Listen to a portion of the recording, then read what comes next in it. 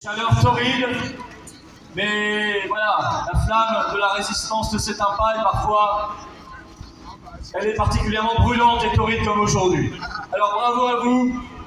C'est vrai qu'à l'heure où notre pays s'enfonce par tous les bouts dans un chaos indescriptible, nous avons tenu à montrer aujourd'hui même avec vous qu'il existe une voie, et je dirais même la seule voie possible pour sortir du chaos, c'est de reprendre le contrôle.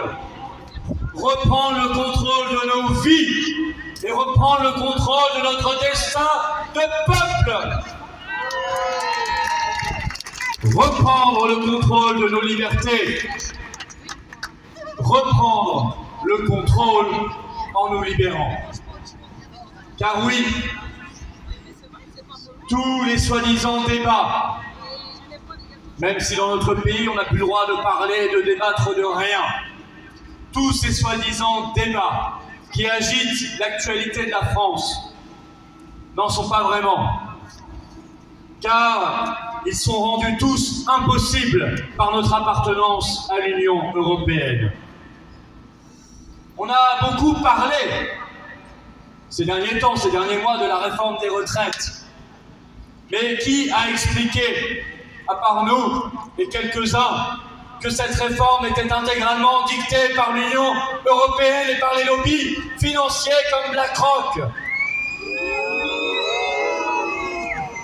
On parle d'immigration, on parle d'asile, mais qui révélera aux Français que 80% de notre politique migratoire est intégralement décidée à Bruxelles, sous l'influence du grand patronat, et que demain ce sera encore plus avec le funeste pacte pour la migration et l'asile.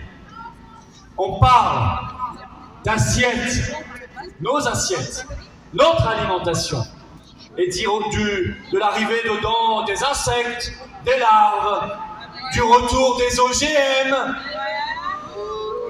Mais qui va dire aux Français clairement qu'il s'agit de la conséquence de directives européennes?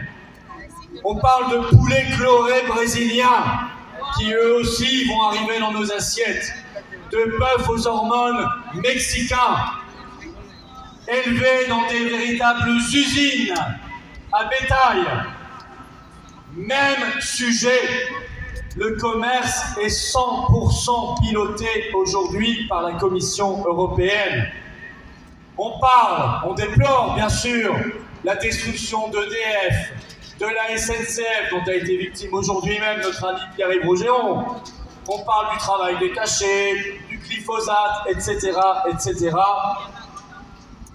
Jusqu'à cette question pourtant si cruciale, normalement si souveraine, de la paix ou de la guerre.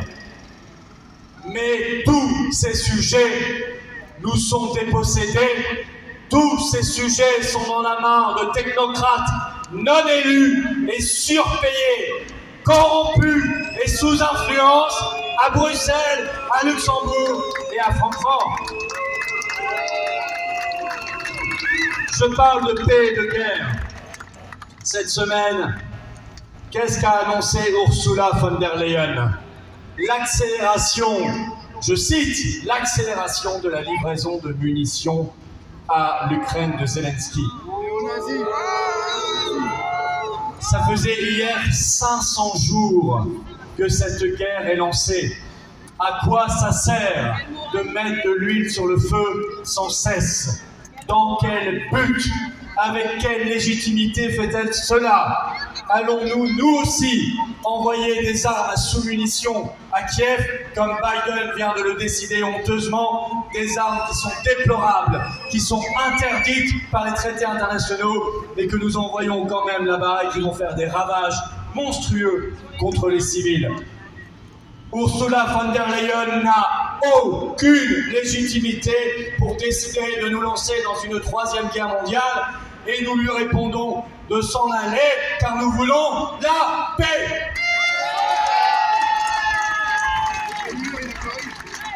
Inutile de vous rappeler ce scandale du Covid, car l'Union européenne y a joué un rôle délétère, en a profité pour faire un véritable coup d'État. Et je pèse mes mots. Elle a commandé pour 71 milliards d'euros de doses d'injection. Encore un nouveau contrat cette semaine de 325 millions de doses par an avec Pfizer. En toute opacité, nous n'avons toujours pas les SMS d'Ursula von der Leyen. L'Union européenne, c'est l'invention du pass sanitaire, que d'ailleurs l'OMS vient de reprendre à son compte pour lancer, vous le savez, un pass sanitaire mondial. Enfin, l'Union européenne, c'est la ruine. C'est notre ruine. Figurez-vous que cette année, nous allons verser, c'est écrit dans le budget de la France, nous versons 28 milliards d'euros à l'Union européenne. Et en retour, parce qu'on nous dit toujours c'est payé par l'Europe, c'est financé par l'Europe, il y a la PAC, il y a les collèges, il y a les routes et tout. Non, ça au total, ça représente 14 milliards d'euros par an. On donne 28, on reçoit 14. Même dans l'école de Papendia où le niveau s'est effondré, on sait encore calculer ça. On sait que ça fait une différence de 14 milliards par an en pure perte. C'est ça l'Union européenne. Pour financer quoi? McKinsey, Pfizer et les salaires de Ursula von der Leyen qui augmentent de 13% par an. Alors, pour toutes ces raisons, nous appelons urgemment à arracher et briser nos chaînes et à faire tout ce qu'un peuple libre doit faire, se barrer, sortir, être libre par le Brexit. Brexit. Brexit.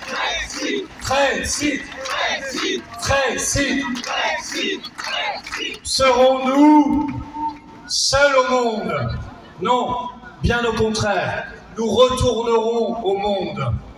Car particulièrement en 2023, le monde ne se limite pas à Bruxelles et Berlin. Le monde est bien plus vaste et la France est bien plus grande. Nous avons notre outre-mer magnifique, peuplé de nos compatriotes si brillants et si résistants, qui nous ont donné de telles leçons d'opiniâtreté et de résistance. Nous avons un espace maritime de 12 millions de kilomètres carrés. Nous avons une langue mondiale. Nous avons le génie, l'histoire d'un peuple qui, à travers les âges, a tant créé, a tant inventé, a tant éclairé, a tant légué au monde et à l'humanité. Alors que craignons-nous? Nous retournerons au monde. Soyons une nation libre, indépendante et affranchie, qui maîtrisera son commerce, sa monnaie, son industrie, ses frontières, sa politique agricole, sa politique industrielle, sa politique sanitaire. Au passage, on aura pris soin de mettre en tôle ceux qui ont tué par leurs folles décisions pendant le Covid. Qui maîtrisera aussi sa politique budgétaire, sa politique militaire et diplomatique. Alors cessons de nous chercher sans cesse des béquilles et des tutelles par manque de confiance en nous. Nous n'avons aucune raison de ne pas avoir confiance en nous. Nous devons avoir confiance en nous. Nous ne sommes pas nuls, nous ne sommes pas fous, nous ne sommes pas mauvais, nous sommes dirigés par des nuls, des fous et des mauvais. C'est toute la différence.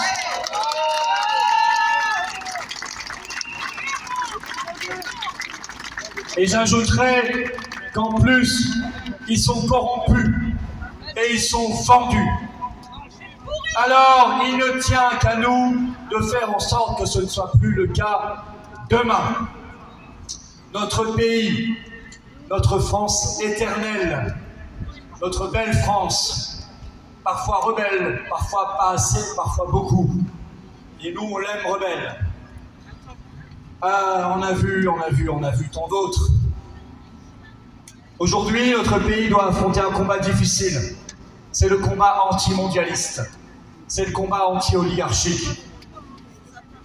Parce que c'est ça l'Union européenne au fond. C'est juste le cheval de Troie de ce projet de Davos, de ce projet mondialiste. C'est pas grand-chose d'autre. Ce combat, nous le menons. Nous l'avons mené, nous le menons, nous le mènerons et nous le mènerons jusqu'à la victoire. Jusqu'à la libération. Ce qui nous permettra de bâtir ensemble la paix, la prospérité, la vérité, la souveraineté et la liberté. Vive la liberté, vive la résistance, vive la paix et vive la France libre!